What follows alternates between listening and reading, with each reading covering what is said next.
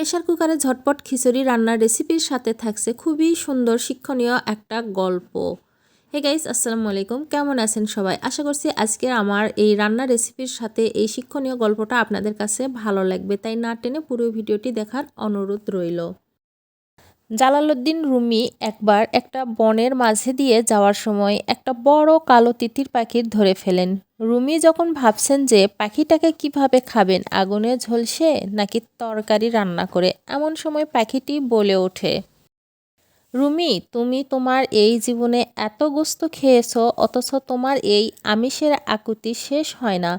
তুমি যদি আমাকে মুক্ত করে দাও, আমি তোমাকে 3টি পরামর্শ দেব, যা তোমার জীবনকে সন্তোষ আর শান্তিতে ভরে দেবে। রুমি কিছুটা বিচলিত হয়ে বলেন, আমার হাতে বসেই প্রথম পরামর্শটা দাও। যদি পছন্দ না হয় সঙ্গে সঙ্গে হত্যা করব তোমাকে।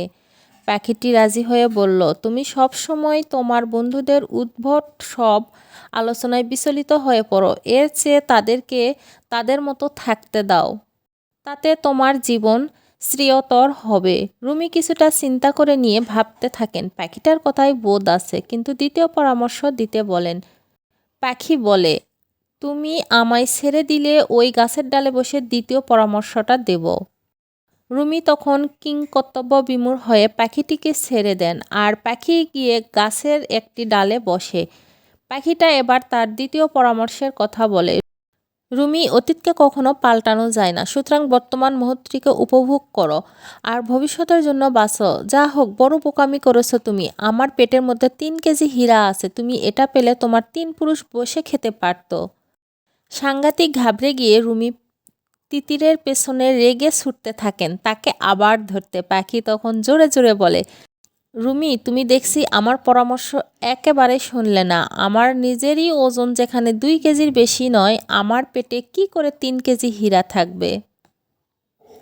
তুমি দেখছি এখনো উদ্ভট আর বুদ্ধিহীন কথায় প্রতিক্রিয়া দেখাচ্ছ। দ্বিতীয়ত, আমি এর মাঝে তোমাকে ছেড়ে গেছি, তোমার জীবনে এখন আমি অতীতের বিষয়। পুরোপুরি স্তম্ভিত হয়ে রুমি তখন তৃতীয় পরামর্শের অনুরোধ করেন।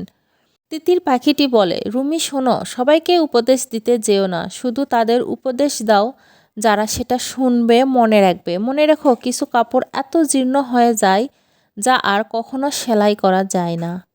গল্পটি পড়ে একটাই কথা শিখলাম, সত্যিই সবাইকে উপদেশ দেওয়া যায় না, সবাই উপদেশ পাওয়ার যোগ্য হয় না। তো আমার আজকের এই গল্পটা কেমন লাগলো, আর আমার এই রান্না করা মজার খিচুড়িটা আপনাদের কাছে কেমন লেগেছে সবাই কমেন্টে জানাবেন, আর ভালো লাগলে অবশ্যই লাইক, কমেন্ট, শেয়ার করবেন। সবাই অনেক অনেক ভালো থাকবেন, সুস্থ থাকবেন, নিরাপদে থাকবেন। আল্লাহ হাফেজ সবাইকে। আসসালামু আলাইকুম।